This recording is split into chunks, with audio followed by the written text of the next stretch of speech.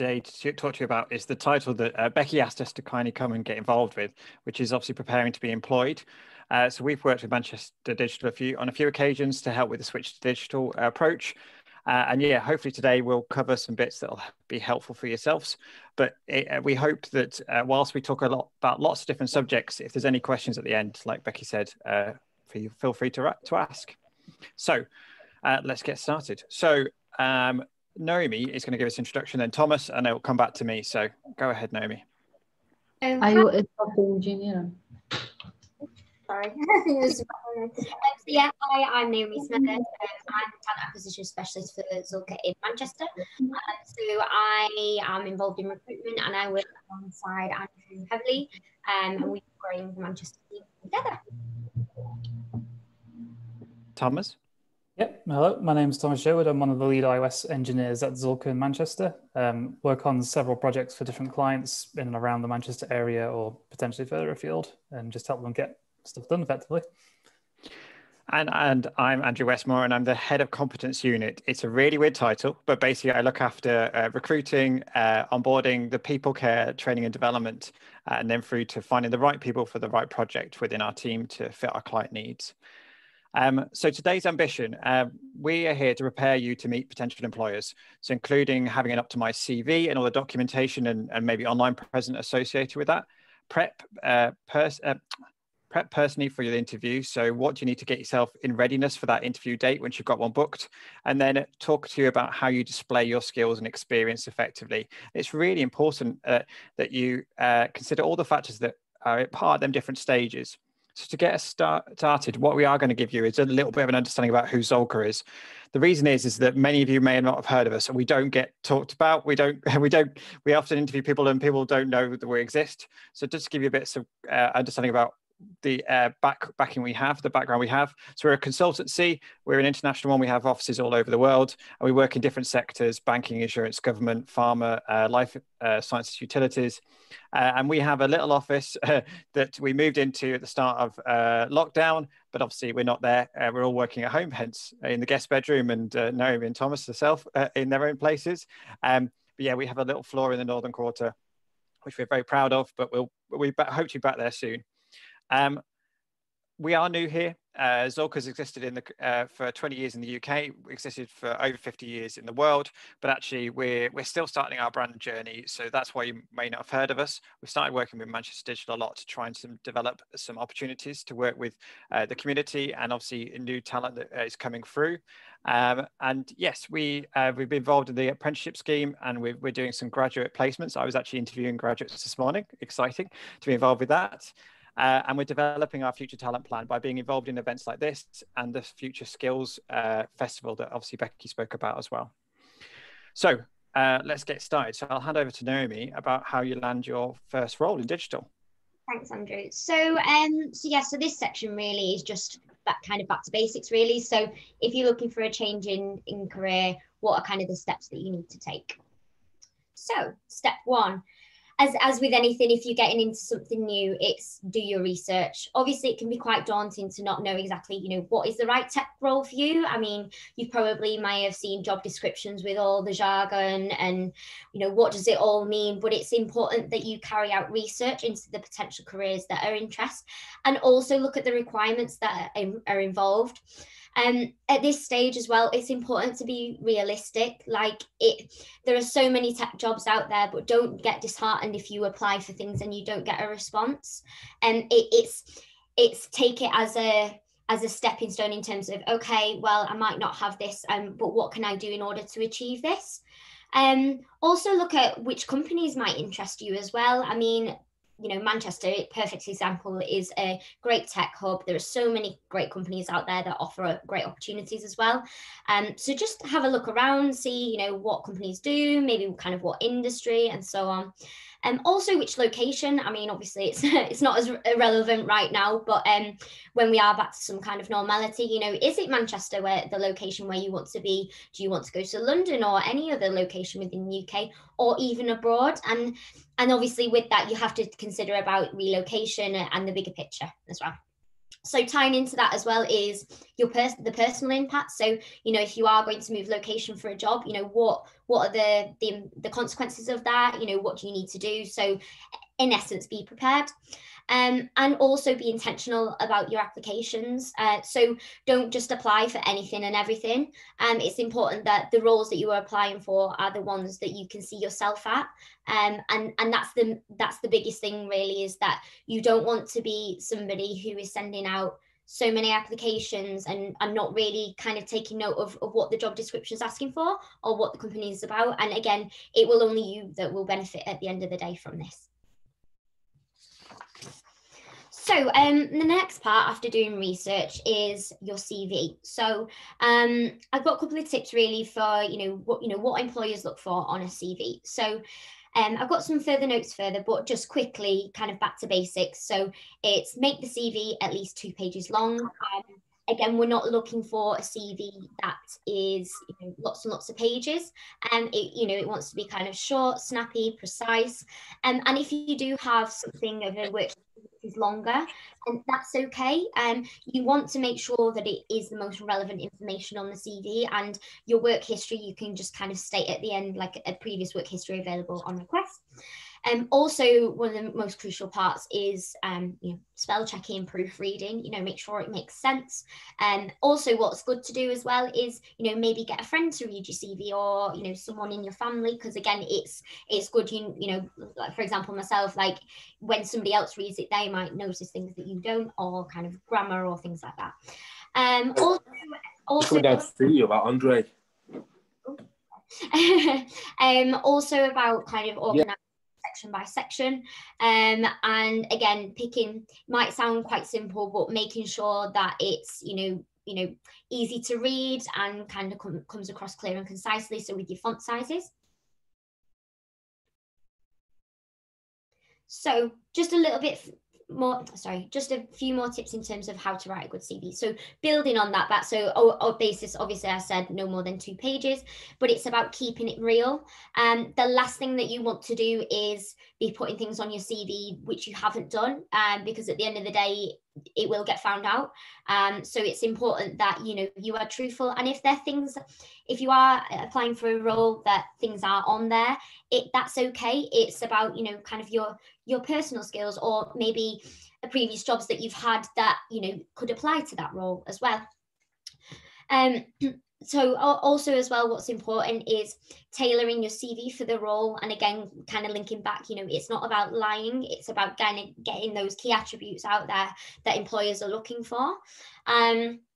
Also including a personal statement as well at the beginning of a CV. So, why should an employer pick you over somebody else? So give them that reason. At the end of the day, your CV is about selling yourself. And I know that can be quite hard to do, sometimes bigging yourself up, but it is really important, and it's something that you should be proud of. And again, just kind of making yourself stand out from the crowd.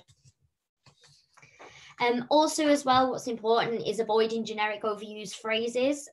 So maybe like excellent teamwork or things. So again, making it a little bit different, obviously not kind of overdoing it, but again, making sure that you have those keywords in there that, kind of really jump out at an employer and think, oh, wow, okay, this person's done this. I've obviously touched on proofreading, and also ordering of your CV. Now, this isn't that you have to do it this way, but it's just kind of advisable that it's structured in a similar way. So also first port of call, whether you call it a personal statement or a profile, a little bit about you, a little summary, short, quick, concise. We don't need kind of an essay or anything, just like, okay, a little bit about you. Also your work experience. Now this, again, is obviously really important. So you're advised to put your most recent first and then work back. Also in there, so apologies, I missed one out. Sorry, your profile, education, or what's relevant, or if you don't feel any qualifications or things that you're working towards are great to go in there. And then followed by your work experience, and then after that, like your skills and achievements.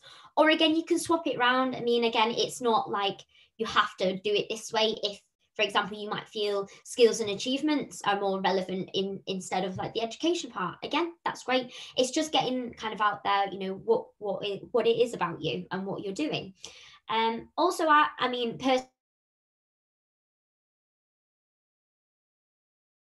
hobbies on, because at the end of the day we are all people as well, so they want to get to know you as well, not just a kind of like your work experience or, you know, education, but you know what you do on a personal level. So, you know, I don't like reading books, or if you've got certain hobbies, the gym, whatever it may be, but just kind of showing what you're about, and like any volunteering and things like that. There is a fantastic website that myself personally used when I was a student, and you don't have to be a university student to use this, but it's an excellent link. It's on Graduate Prospects, and they have amazing advice on CV prep. So the link is there. I don't know if this is going to be shared later, but I would highly advise to go look at it, because they really break it down bit by bit, and it's just a great starting point if you want to kind of, you know, redo your CV and so on. So the next part, obviously, is once you've got your CV, is do you need a cover letter? Now, the cover letter isn't a replacement for your CV, but it can be complementary. So it's entirely up to you whether you feel that it's worth it or not. If an application asks for a cover letter, then do one. But what it is, it's about, like I said, it's not a replacement for your CV, but it's picking out those key points as to what the job description may be, and again, kind of selling yourself. So 5 tips for designing your cover letter. So again, like your CV, tailor to the organisation, proofread it, the format as well, identify your unique selling points. So like I said, your CV is you, sell yourself, and also include relevant examples. So again, if you're looking for your first career in tech, you might not have, you know, had any kind of commercial experience with that. But however, if you look for the attributes, maybe your previous work experience or what you're working on currently, and put them in there in your cover letter and highlight that. So it might come across as a bit of a duplication, but it's not. It's literally, it's kind of short and snappy, and they think, okay, wow, and this person has actually taken the time to, you know, make it relevant to what the employer is looking for as well. So I know I've obviously said this before, but make sure you are realistic. So make sure you research the company and the job that you're applying to. Another website that is excellent to look at is Glassdoor. So this relates back to, you know, if you're doing research around employers that you potentially want to apply for or work at. So they basically have reviews that people have left, whether it be interviews or like benefits, or, you know, just how the place is, you know, what it's like to work there. So whether it's positive or negative, but you get a good sense of, you know, whether you would like to work at this place or not. And then this is probably one of the most important parts, is do you meet the criteria for the role? As I said before, don't get disheartened by maybe not getting responses, or, you know, not getting to an interview process. It's about, you know, if it is your first career in tech, you want to apply for a job that is at that level. You know, if you're applying to like a lead developer, that's not going to, you know, that's not going to work. And that's what I mean in terms of being realistic. Just use your right judgment. And if you are insuring things, just reach out as well. It's always good to ask questions as well. And I'd say never be afraid to ask. Again, kind of repeating what I said before, but tailor your CV, cover letter, relevant for the job, and always tell the truth. Another couple of key points that are useful to do, setting up job alerts that are relevant for your search. So, for example, whether you want to be a developer, you know, you might have done a short course or whatever it may be. But yeah, you obviously, like for example, Indeed is a great starting point. So you can just say, okay, developer jobs, 25 miles of Manchester, whatever it may be, and you can get like daily or weekly, whatever you kind of want to set it to, alerts to your emails. And it's just a really good way, instead of, you know, like trawling through everything, or I can't find the right one, you can kind of specify to what you look for. As well as that, if there are any roles that you that have closing dates on, make sure that you keep an eye on this. It's better to get your application in sooner rather than later, and this will help you manage your expectations. And also, it's not it's a point of not missing out on great opportunities as well. So if you do, obviously, once you've kind of applied for a role and you are asked for an interview, there are a couple of key points that you need to do in order to feel prepared and make sure that you're ready. So again, interviews and also with, you know, the current situation, video interviewing as well. If it's something that you haven't done a lot of, or you feel that you're, you know, you'd like to make sure that you do a good job, practice. It might sound a bit silly, but you know, you can ask friends or family, whoever it may be, and just practice interviewing. So kind of a bit of a role play. You know, you can get practice examples on Google. Say, for example, it might be a competency interview. So there's competency questions out there, and you can just have a practice. And like with anything, practice equals, obviously, you get better and you will feel more prepared. Another good way is to create an interview checklist and work your way through. So, for example, reviewing the job description and consider why you applied for the job in the first place. So, as I stated before, you want to make sure you're applying to the jobs you can see yourself at, and not just kind of everything and anything. And make sure you research the company and the role. Practice answering interview questions, as I mentioned, whether that be role play or just writing things down. And also the key thing is be ready to make a great first impression at an interview, because you have to remember this is what employers get. You know, it's not your friends, it's not your family. This is the first time they're meeting you. So the first impression does count. And another point as well, so obviously myself, I am a recruiter for Zuhlke. You know, like on our website, my name is there, and you know, you might see LinkedIn job posts or things like that. Just feel free to reach out, and you know, that's one of our, you know, that's part of our role at the end of the day, is to be able to provide guidance, advice on expectations of the interview or position.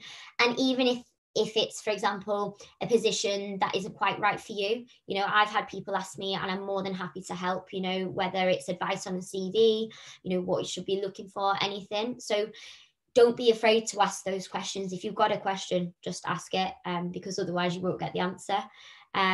Always do your research as well, like I said before.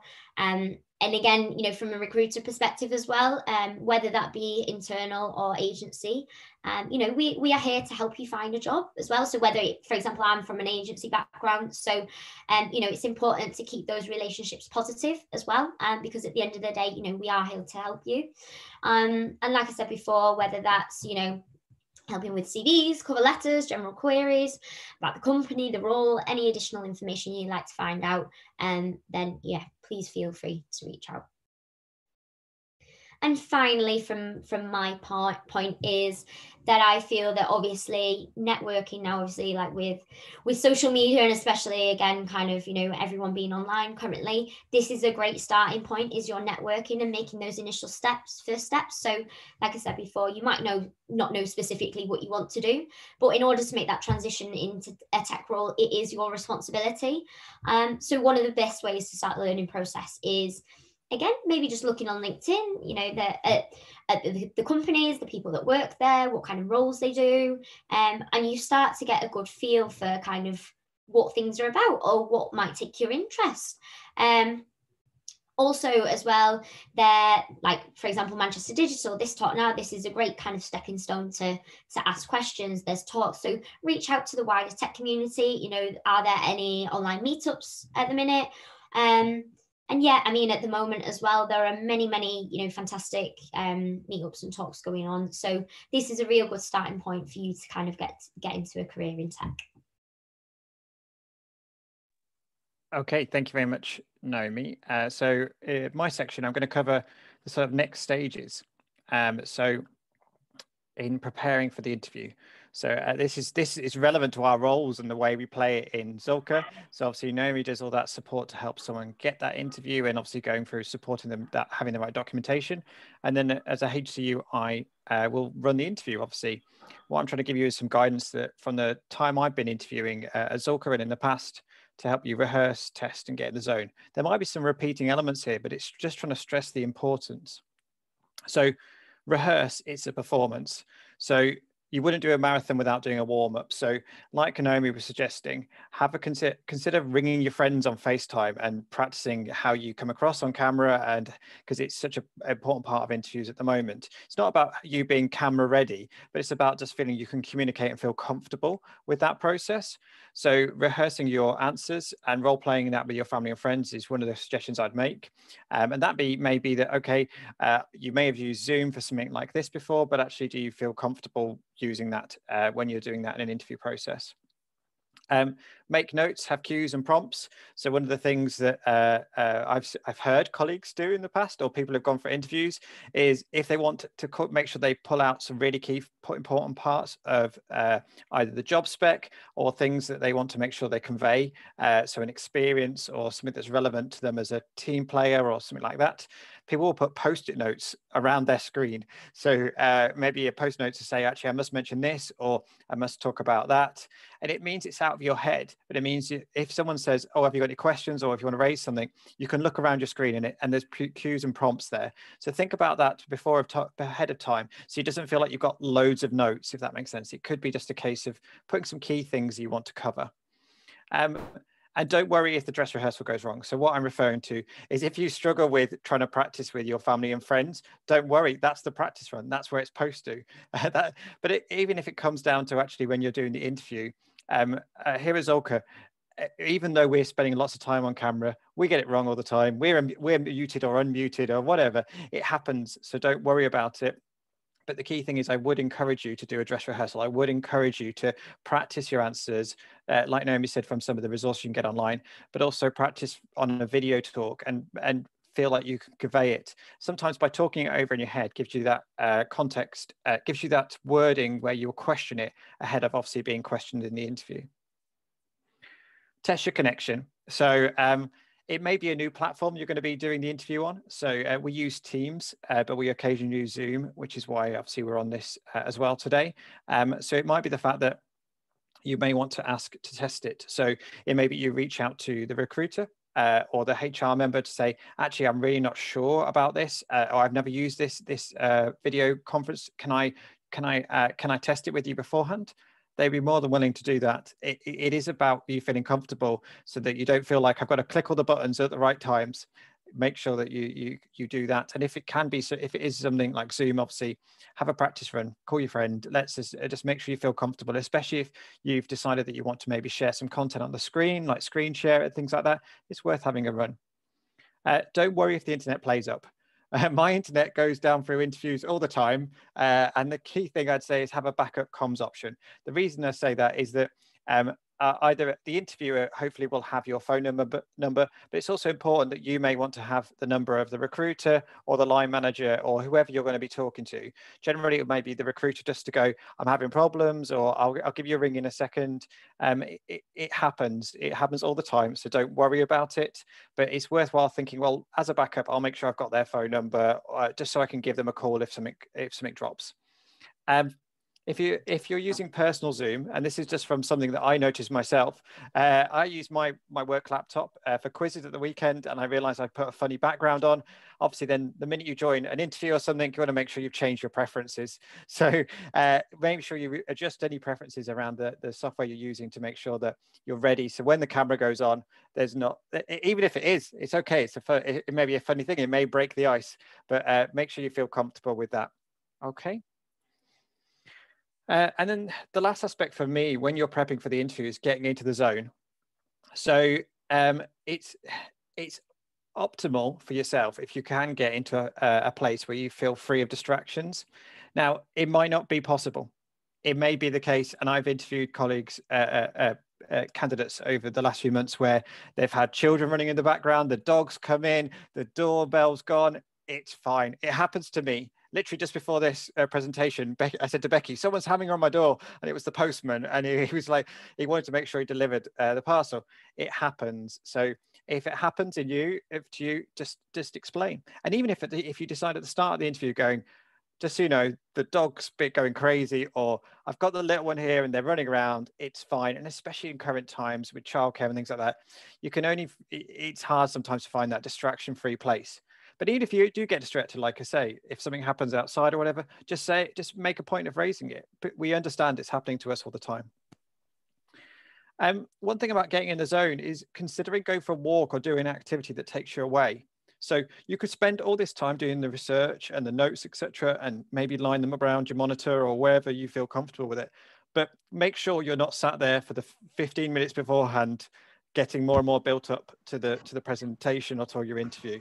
It may be worth you go, okay, I'm going to go out for 5 minutes. I'm going to go for a walk. I'm going to do an activity that takes me away.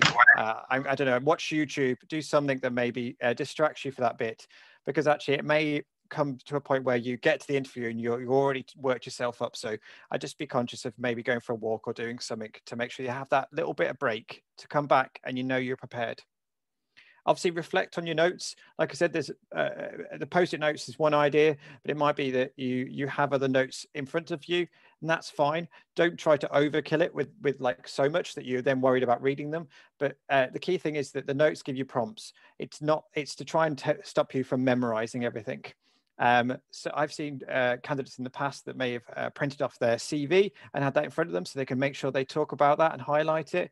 They may have it off screen from the camera or whatever. It's up to yourself, but it's about you highlighting the right things and not feeling like you have to take from memory.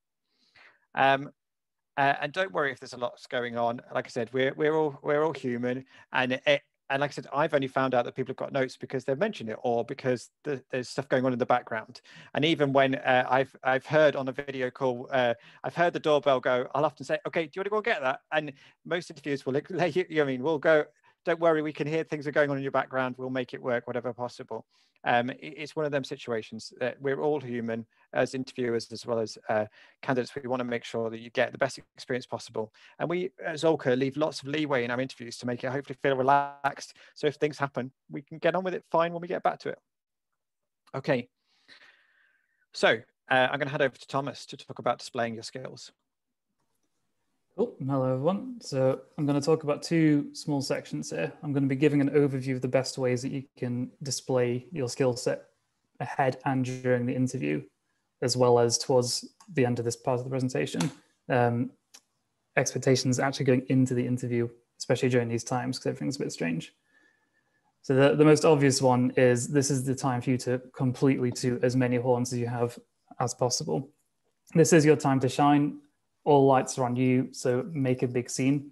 Show that you've got the skills and the capability to achieve the role that you're applying for.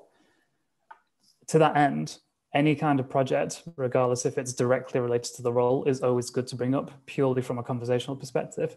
There's been a lot of interviews I've either been in myself or I've given where just talking about something I did 5-6 years ago that I thought was completely unrelated has ended up being the basis for a chat of about half an hour, which has ended up either landing me a job or you're at least stimulating the conversation a little bit further. It doesn't have to be related to the role, but if they are, that's even better. So if you can connect the dots between what you've done in the past and what you want to do in the future, it gives the interviewer a lot of insight as to how you can reach those expectations, but it's not a requirement. It can be anything you've done that you're proud of. So think about anything that you've worked on either at work or at home just for a laugh, add it to your CV, find a way to showcase the interview, and you're already going to be smashing quite a lot of your competition.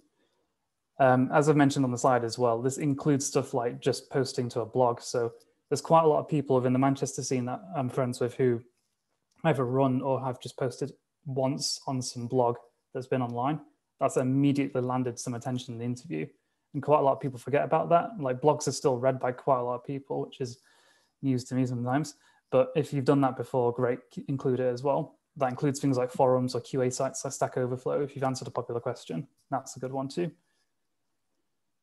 On the topic of other sites as well, obviously social media is quite pervasive at this point. No one's ever going to mandate you have to give your social media if you have one. That's not how this works. But if you're willing to give it, it might provide even more background for conversations during the interview. Like an inane post you might have made in the last week about something you've observed might be picked up by the interviewer and they might want to chat to you about it. Again, a lot of the interview techniques that you'll bump into are more conversational based at the moment, at least from Zuhlke's perspective anyway. We're more interested in your character as much as your skills. So think about if you're willing to part with a bit more information that might stimulate more chats during the interview and then reveal more about yourself, that's always a plus. I put a few examples up, like obviously Twitter, pretty much everyone I know has a Twitter at this point. LinkedIn is quite pervasive. I'd highly recommend, if you're not already on LinkedIn, you join that. Reddit's another one. There's quite a lot of iOS subreddits on there, so put that down, but the list goes on. If you can think of anywhere where you have some kind of existing presence that might end up being related to what you're applying for, consider sharing it. Obviously, like I said before, you don't have to. It can be embarrassing. It's not the end of the world if you don't. You can always bring up an interview without that context. In addition to that, any kind of local communities too, whether they're online or offline. Obviously, at the minute with COVID, most communities have migrated to using things like Discord or, as Andrew's already mentioned, Zoom. So if you're still participating in those, it's worth mentioning, and then bring up if you've ever given a small presentation there. If you know anyone who goes that might be in the company as well as a connection, could be a quick way to form a quick bond with the company without even realizing. So one of the benefits of LinkedIn, if you've ever seen like the degrees of connection on people, you might find the company that you're applying to, you might already have like a best friend there. It's already a good shout. And then moving on to managing your portfolio. So this ties in quite a lot with your CV and obviously my previous slide about tooting your own horn. So where you can, being able to show the projects that you've made is always beneficial because obviously visual aids are much better than theoretical. Depending on what you're applying for, this will obviously vary quite a lot. So as a developer, I'm quite familiar with things like GitHub and Bitbucket for hosting code solutions. But if you're going into like a UX role or designer role, project manager role, anything, websites like Card, which let you quickly formulate a portfolio with almost no effort, it's quite WYSIWYG, always a good thing to consider. Any way that you can very quickly give the interviewer something so they can quickly skim over some visual cues as to what you worked on before is always very good. The past projects I'm referring to, again, as I mentioned before, if you're allowed to show anything from previous work, especially if it's related to the role, highlight those where you can. They will be the ones that are the most relevant at that point in time. Not saying the other ones won't ever will be, and they might still be relevant to what you're applying for. But if you think about the role you're going against, sort of rearrange your portfolio for your current interview, if that makes sense. Like when Naomi mentioned, target your CV for the employer, target your portfolio for the employer as well. Gives them a bit more of a cue that you're aware of what they're expecting of you ahead of time. So now we're in the meat of the interviewing step. So you're in the interview and it's awkward as hell because Zoom is a little bit awkward coming from a face-to-face interviewing perspective. Everyone feels this way. Don't worry about it. It is a bit strange, especially the first couple of times. As Andrew's mentioned, the first couple of interviews I had over Zoom, either the balcony door was getting cleaned, I was distracted, or the doorbell went off, or my phone kept going off. Doesn't matter. It's happening to everyone. So just try and take a breath. You'll get through it. It'll be perfectly fine.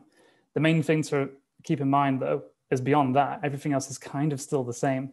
So depending on the role you're applying for, there may be multiple stages happening. So for example, in my last interview for Zuhlke, I had my first interview with Naomi about gauging my personality, making sure I was a good fit. Second part of that was with another developer to make sure I had a technical competency. And then the third stage was like a final wrap up. So go in expecting it to not potentially be you're done straight away. It's not usually the case anymore. The human element of the interviews is the most important, and you can't really gauge that in an hour. You kind of need to expose yourself a bit further, which obviously does impact your scheduling a little bit. So just keep that in mind that you may be doing this for a little bit for the same employer, but it's a good chance to shine different elements of your personality. You're not going to get through everything you've done in your previous workplaces with one person in 20 minutes. It's not viable, and you're going to end up doing what I'm doing and mumbling. So take your time. There'll be multiple people proof checking you, and it'll be all fine. The other thing to note as well, especially if you're going into a technical role for the first time, a lot of people are quite self-conscious that they don't have the skills and they're thinking it's not going to work, they're going to fall over. It's never the case. So just because you have the skills, it doesn't mean you'll be given a role. Your personality and your willingness to learn are just as important as your skills. So if you go into a role, like when I first started doing iOS development, I'd only done it at university, but I got the first job through the willingness to actually continue to learn. And the interviewer picked up on that, which was more important than the fact I didn't have those basic skills in the first place. So knowing how you can transfer skills, even if they're unrelated to the technology sector, is very, very obviously good for yourself. The second point about the thought process is more focused around, the example I'll give is more technical, but imagine if you're doing a technical interview to write some code, solve a problem. They're not just going to look at the end solution, because that's never really the point with these. You're not going to have enough time to write something that you're going to be happy with. The whole point is stepping the interview through how you're getting there in smaller slices. So are you able to convey your thought process along the way? If you have to make a decision, can you explain why you made it alongside acknowledging there are other decisions you could have made? Obviously, these apply to more than just technology. These are just pervasive within any kind of interviewing stack. But with programming in particular, and anything in the technical industry, there's a lot of banking around the thought process that you're making during day-to-day work. And if you're able to convey those in the interview will be wholly aware that you can do that as part of your final role as well. And alongside the programming side as well, it's not a case of you have to absorb a book in your head and regurgitate it, because that's never the point. That's why I've never liked exams, for example, because all you're going to do is spit out some facts and that's it. Anyone can do that. It's how you can apply this knowledge is the most important thing. So if you're in the middle of a programming test, if you're going into that kind of a role and you forget, a particular class, or you forget how to do something, generally speaking, they're fine if you just go to Stack Overflow. They're more interested in knowing that you know what to do to get to your end solution than knowing it off by heart, because it's never the case that what you know immediately translates into reality. So you can apply your current information. So cross-transferable skills across anything else you've done, that's where this begins to shine. And lastly, of interviews, try not to be too stiff. So don't change your personality at a complete 180 during an interview, because as I mentioned before, the interviewer is mostly looking for how you react and how you can behave. I'm more interested to see you for who you are, not just a face you can put up temporarily, because that's, if you put on an image for like 2 hours, but then change for the rest of the entire time it's happening, it feels like a bit of a change of a person. So relax. You don't have to get really uptight or start saying things you don't usually say. It's completely fine. Obviously, don't be completely casual and turn up in your dressing gown or whatever, but keep in mind that you're both humans at different parts of a computer effectively. So just chill a bit. And obviously, as Andrew's mentioned, with putting post-it notes around your screen, ask as many questions as you can, because interviews are bi-directional. They're checking if you've got the skills or the knowledge, but you should be checking if there's somewhere you want to work. So always make sure you ask questions. If you've got any, think about if you've got any friends who have done interviews who regret not asking something, write that down and ask that in your next interview, because it'll more than likely come up again. And just remember that you can always say no if you change your mind. You can always move on. Thank you, Thomas. And I just want to add to that be you element. If you're quiet, if you're nervous, if you're struggling in the interview, a good interviewer will notice that. And one of the things that I found with nervous candidates is we will change the questions. We will go through the questions and go, we had a nervous candidate a few weeks ago, and we started talking about cake. We asked them what their favorite cake was and started talking about things that were completely taking them away from the interview head to start them getting more confident and just opening up in a conversation. And just be conscious of that. It isn't a case that you're just being, I mean, as an interviewer, we're not here to just sit here and scrutinize why you're not performing. You should perform as you. And if you are nervous, you can say it. You can, and often interviewers, like I say, will notice it. So, but yeah, the questions is really key. So thank you for pulling that up, Thomas. So as a quick wrap up, the key thing from us is research, create a great CV. There's plenty of help for that, and I'll share the link in the chat in a minute. Be realistic in the way that you sell yourself, and be realistic in relation to the jobs that you're applying for. Get help from a recruiter or a HR member of a company. They're there and they're trying to employ people, so they're there to help as well. Prepare to succeed, so rehearse, test, get in the zone, network and build your online presence. So we talked in both prepping beforehand, but also thinking about drawing upon that in the actual interview. If you've put any blogs out there, even if you share someone else's blog entry and you want to show your opinion on it on LinkedIn or Twitter and go, actually, this is a really good read. And then the fact that you're connecting and talking about how that helped you or has furthered your knowledge. Toot your horn, obviously really talk about yourself. And really, it's hard sometimes, and I can understand there's that mix between trying to not to come across in any arrogance or anything, but really it is an important time for you to shine and go, actually, I was involved in this, and I'm interested in talking about that, and it really sort of highlight your skills, but also you as a person, and being you. So as Tom said, don't have a mask, and just be you. And if you're nervous or something's going on in the background, just tell the interviewer, and interviewers, well, at Zuhlke, and I hope in other organizations, will understand. And actually, we've had some funny conversations off the back of it. And like I said, when I've had interviews with kids running around in the background, we've ended up talking to the kids in the interview. That's fine. It settles the candidate as well, hopefully. So yeah, that's our wrap up. Obviously, we can share this deck if anyone wants to see it, but I will in a minute put the link in the chat to the graduate CV creator, CV advice, sorry. And I'll also put my LinkedIn in there if you wish to raise any questions afterwards. But Becky, I'll hand to you to deal with questions. Thank you. Yeah, thank you, Andrew, Thomas and Naomi for that. I think there were some really, really good points that you've covered on there. I know it came across a few times through all of you about being yourself and showing your personality, and you know, looking for a job is not just about the skills that you have, but it's about how you think, it's your approach. So make sure you kind of really cover all of that off on there. So we've got a chance for some questions now. If anyone wants, if anyone's got a question, if you want to put it into the chat, and I'll go through and ask those. I've got a couple here, so I'll just throw them out, and then anyone from Zuhlke, you decide who wants to answer this. So the first one, obviously, I know Naomi went through this at the start, the different parts of the CV. What would you say is the most important sections of a CV? I think Naomi's going to answer. So I think the most important sections are obviously your personal statement. I really think that's important because that's a bit of an intro into you.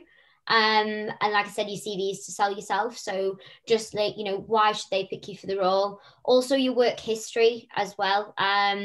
Again, like I said before, if you know you're switching to a career in tech, it doesn't necessarily matter that you have to have had a career in tech.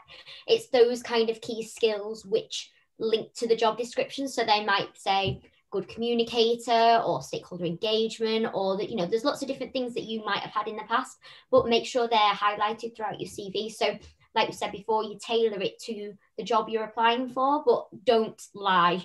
That's the big no-no, is not to lie. It's basically just to tailor it to what they're asking for.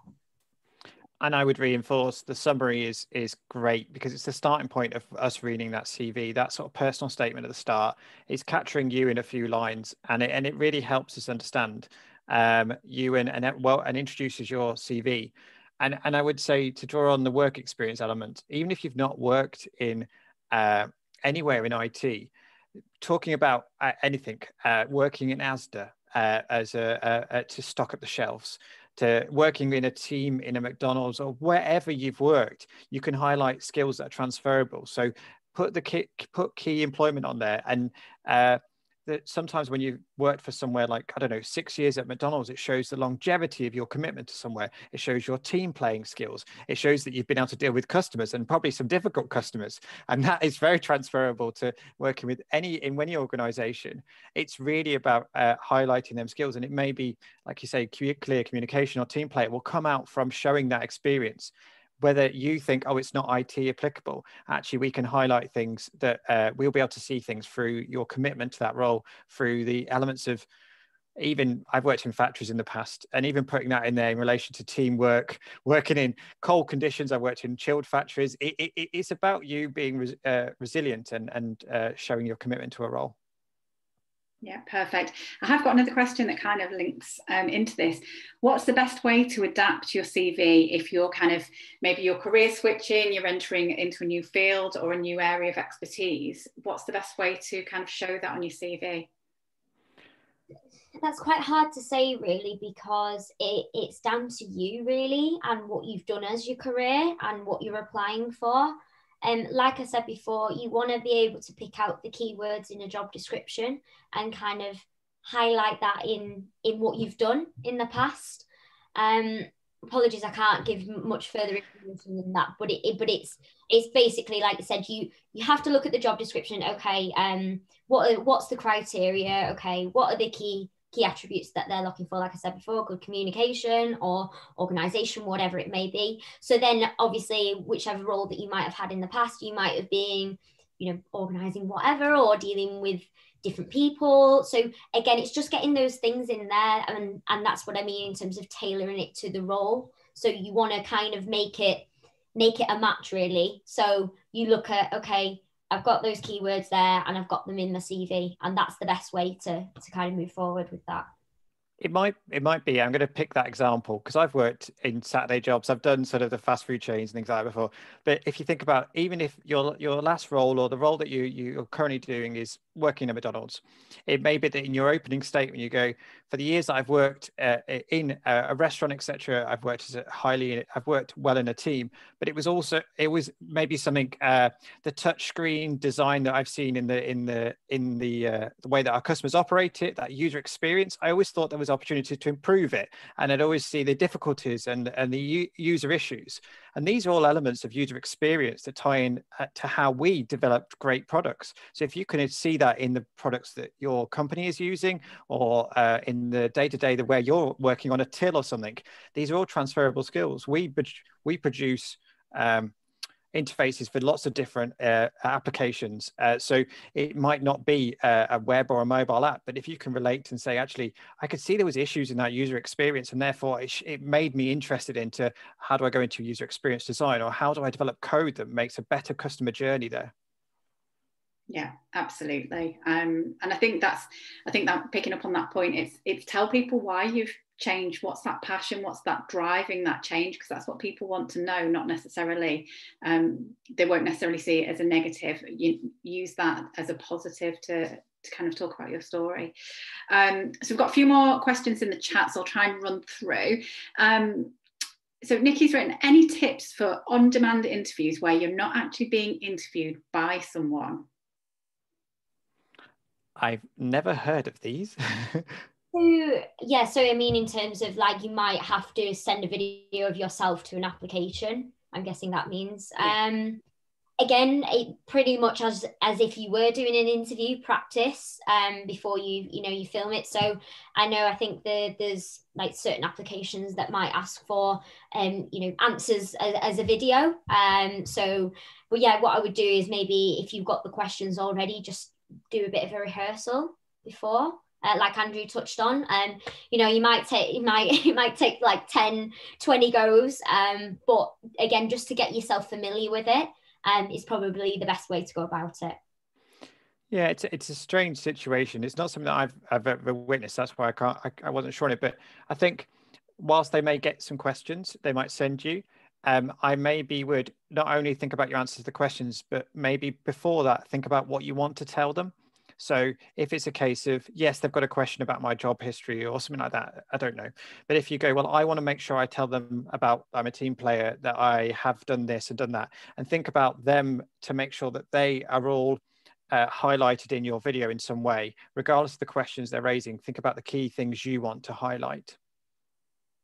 Perfect, thank you. So someone else has written, is it okay to go ahead and apply for a job if their description says they prefer someone with 1 year's experience? So if you don't quite match that.